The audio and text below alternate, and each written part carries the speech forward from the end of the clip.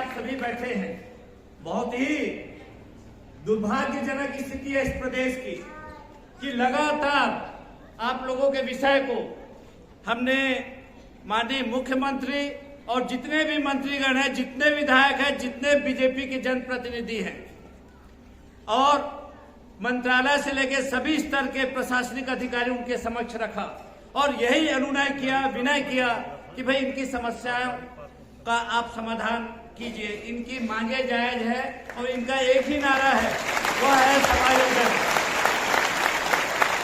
ठीक है, आपने नियुक्ति किया, पहले की सरकार ने नियुक्ति किया, कुछ गलतियां हुई होगी, लेकिन इसमें इनकी क्या गलती है वो आप बताइए। लेकिन सरकार कहीं ना कहीं मान के चलिए असफल साबित हुई, लेकिन हमको अपनी एकता से आगे आंदोलन में इसी तरीके से एकजुटता बनाए रखना है और लगातार पीछे नहीं हटना है और लगातार संघर्ष हमको जारी रखना है। पूरा प्रदेश को हम जोड़ने की कोशिश कर रहे हैं और यह प्रयास आपने पिछले दिनों देखा। हमने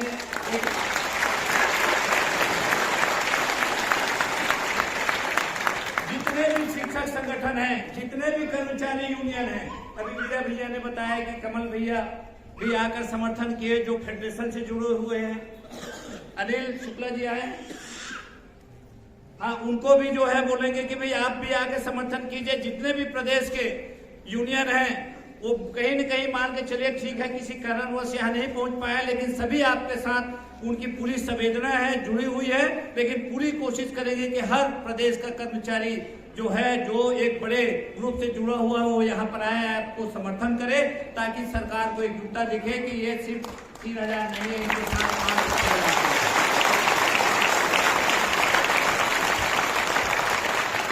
साथियों। आपके इस विषय को मुझे लगता है कि शुरू से जब भी भाई लोग मेरे पास आए, हर मंच में मैं इनके साथ गया, हर जगह बात रखा और इस विषय को मुझे लगता है कि यह भी मैंने बहुत करीब से देखा कि सभी, चाहे वह विधायक हो, चाहे मंत्री हो, चाहे मुख्यमंत्री हो, पहला शब्द यही था हमारे संज्ञान में। आपके संज्ञान में था तो आप ऐसी स्थिति क्यों पैदा कर रहे हैं? क्योंकि आज जिस तरीके से आप आदेश दे रहे हैं वो कहीं न कहीं मान के चलिए इतने सारे जो हमारे साथी हैं उनके परिवार की जीविका से जुड़ा हुआ विषय है, कोई सामान्य विषय नहीं है कि आज उनको यहाँ पर भूख हड़ताल और आंदोलन अनशन के लिए आप विवश कर रहे हैं। और मुझे लगता है कि छत्तीसगढ़ राज्य बनने के बाद पहला केस है आप लोगों का कि बिना कारण के 3000 लोगों को आप बर्खास्त करने की तैयारी कर रहे हैं, जो कि इस प्रदेश के साथ आप लोगों के साथ बहुत बड़ा अन्याय है।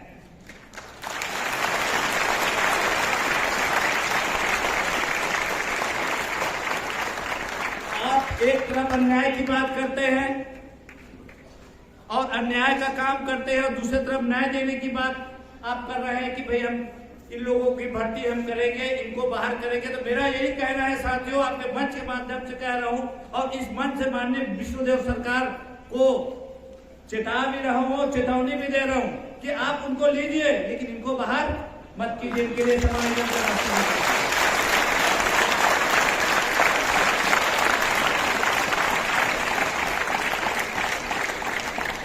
लगातार हमारे भाई अनशन में बैठे हुए, उनका स्वास्थ्य खराब हो रहा है, फिर ये आ गया एम्बुलेंस। मुझे लगता है कि एम्बुलेंस आना और जाना चलता रहेगा, लेकिन उसका रास्ता जो है एम्बुलेंस नहीं है और ये स्वास्थ्य खराब होना, बिगड़ना, ये सब चीजों को रोकना है। तो आप इनका समायोजन का जो निर्णय है तत्काल लीजिए और इनको राहत प्रदान कीजिए।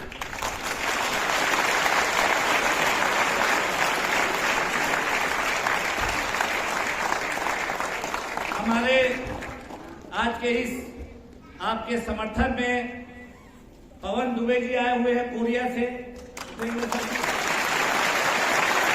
ये हमारे विधायक हैं, लगातार आप लोगों की मांगों को लेकर मेरे से बात करते रहे।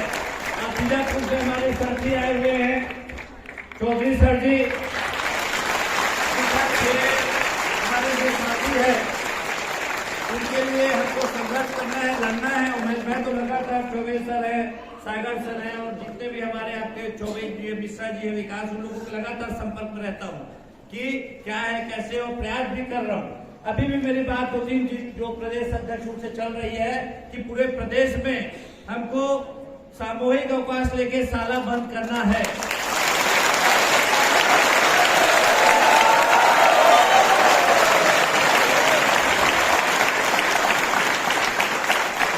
और उस प्रयास में कहीं न कहीं मान के चलिए बहुत हद तक हम सफल भी हो रहे हैं। हम ये नहीं चाहते हम तो अभी घोषणा कर दें, लेकिन हम ये चाहते हैं कि एक साथ घोषणा करेंगे तो उसका एक प्रभाव अलग पड़ेगा।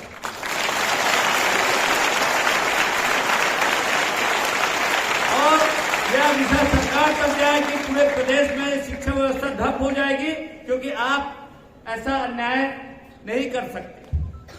आपने नियुक्ति दी है, आपने राजपत्र प्रकाशित किया है और ये सभी मेरिट में आए हैं, इसीलिए नौकरी पाए।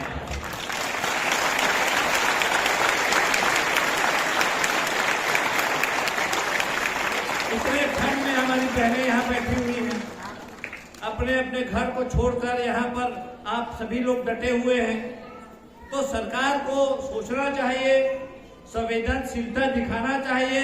और विष्णुदेव सरकार तो सुशासन के नाम से जानी जाती है, लेकिन मुझे समझ में नहीं आ रहा है कुशासन या सुशासन। इनको इस तरीके से अन्याय नहीं करना चाहिए। और हमारा पूरे प्रदेश के कर्मचारी जितने भी हैं, शिक्षक हैं, अधिकारी हैं, सभी की एक ही सोच है कि भाई आप लोगों के लिए रास्ता निकलना चाहिए। और एक चीज और मैं आपको बोलना चाहूंगा कि जब तक आपकी मांग पूरी नहीं होगी आपको यहाँ सकना नहीं, आपको यहाँ से हटना नहीं है। बार बार पहले भी मैंने ये बात बोला था कि आप अपना जोश है वो थोड़ा हल्का कमजोर होना एक अलग चीज है, लेकिन आपको बहुत ज्यादा कमजोर होने की जरूरत नहीं है। क्योंकि ये मान के चलिए संघर्ष जब आप करोगे, जितना बड़ा संघर्ष होगा परिणाम उतना सुखद आएगा।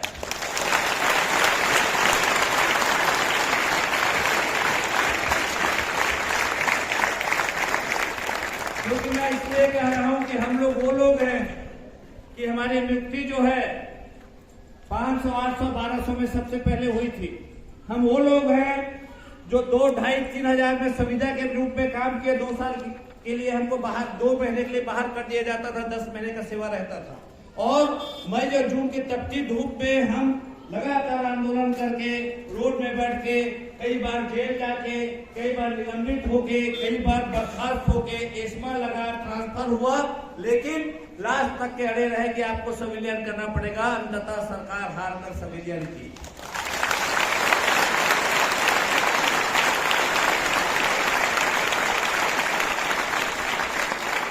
और आप लोगों का यह भीड़ आज बता रहा है कि आप लोग अपने मांग को लेके कितने ज्यादा आप उसमें समझिए, चाहे वो प्रतिबद्धता बोलिए, चाहे आप कितने गंभीर हैं, चाहे बोलिए आपकी किस तरीके से आप लगन से लगे हुए हैं, ईमानदारी से डटे हुए हैं, इसको बनाए रखना है। किसी भी प्रकार का एक दूसरे को सहयोग कीजिए, हर तरह से सहयोग कीजिए। आर्थिक रूप से, मानसिक रूप से, शारीरिक रूप से आपको कमजोर नहीं पड़ना है कहीं।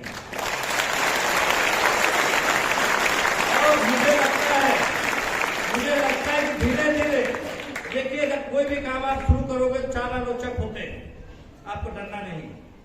आलोचना जिसको करना है करने दीजिए, कोई फर्क नहीं पड़ता। लेकिन आप अपनी मांगों पे आपको किसी भी प्रकार के आपको कोई यदि नकारात्मक बात करता है तो उसकी बातों को नजरअंदाज करना है। और आपको अपनी जब तक आपकी अपनी मंजिल नहीं मिल जाती तब तक आपको डटे रहना है। क्योंकि यह बात मैं लगातार मंत्रालय से आ रहा हूँ, वहां भी संपर्क में हूँ, वहां के अधिकारियों को आपके प्रति सहानुभूति में बता दूं। आप ये मत समझिए कि अधिकारी आदेश निकाल दिए, अधिकारियों को मजबूरी है भाई, कोर्ट का आदेश है उनकी मजबूरी। लेकिन यहाँ पर ज्यादा गंभीर अधिकारी या जिस गंभीरता के साथ शासन को ध्यान देना चाहिए, शासन के अंदर कमजोरी है।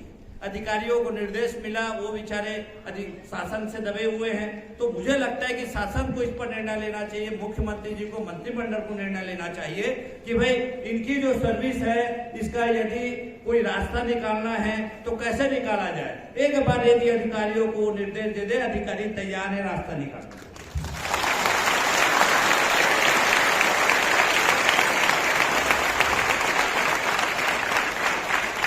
तो क्योंकि मैं यह बात ऐसा ही नहीं कह रहा हूँ, लगातार संपर्क में हूँ। पिछले बार भी यहाँ से मैंने मंत्रालय वहाँ गया था, इस बार मंत्रालय से यहाँ आया। तो जिम्मेदार अधिकारियों का, ये मेरा नहीं कहना है, जिम्मेदार अधिकारियों को कहना है, एक निर्देश वहां से आ जाए सर, हम इनका सबका व्यवस्था कर देंगे, इसी पेमेंट में कहीं न कहीं सेट कर देंगे।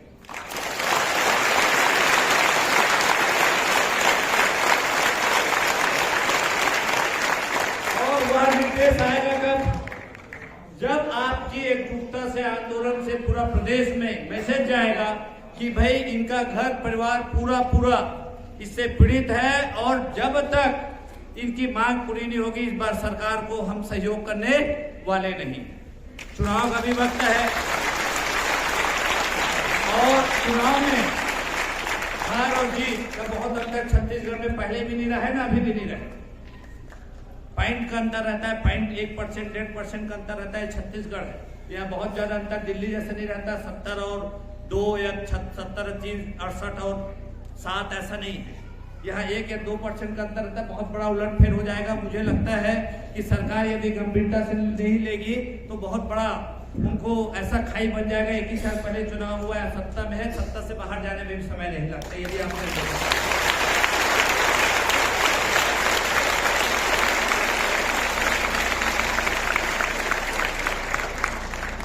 साथियों, आपका विषय फिर मैं कहना चाहूंगा कि मुझे पूरी तरीके से अवगत है, लगातार मैं बना हुआ हूं, और इनके जो पैट्रिक्स जो संघ है, आरएसएस के जो लोग हैं, उनसे भी मेरा संपर्क बना हुआ है कि सर इनके लिए आप चलिए। मैं तो लेके आने वाला था उनको, लेकिन पता नहीं उनको क्या पता रिश्ता आए नहीं आए, तो आने वाले समय में लेके आऊंगा। और उनका भी समर्थन अंदर से आप लोगों को है कि कैसा भी करके इनका रास्ता निकले, और भी दिया हुआ है कि भाई इनका रास्ता आप निकालिए, क्योंकि आप लोगों का जो आंदोलन अभी फिलहाल चल रहा है बहुत अच्छा चल रहा है, इसको बिल्कुल आपको बनाए रखना है। किसी भी प्रकार से कोई भी चीज ऐसी गतिविधि निर्मित होती है नकारात्मक, उसके लिए आप लोग हमसे चर्चा कीजिए, जितने भी आपके अग्रणी हैं जो नेतृत्व करता है, और इस सामूहिकता के साथ, सामूहिक नेतृत्व के साथ आप लोगों को आंदोलन में डटे रहना है। और जब तक आपकी मांग पूरी नहीं होती तब तक आपको पीछे नहीं हटना। यही कहना चाहूंगा। शाम का वक्त है, बहुत समय हो गया है। एक ही मांग, एक ही नारा, एक ही नारा, एक ही मांग, हम सब आवाज दो, हमारी एकता जिंदाबाद, हमारी एकता जिंदाबाद, एक ही नारा, एक ही मांग। जय हिंद, जय भारत, जय छत्तीसगढ़।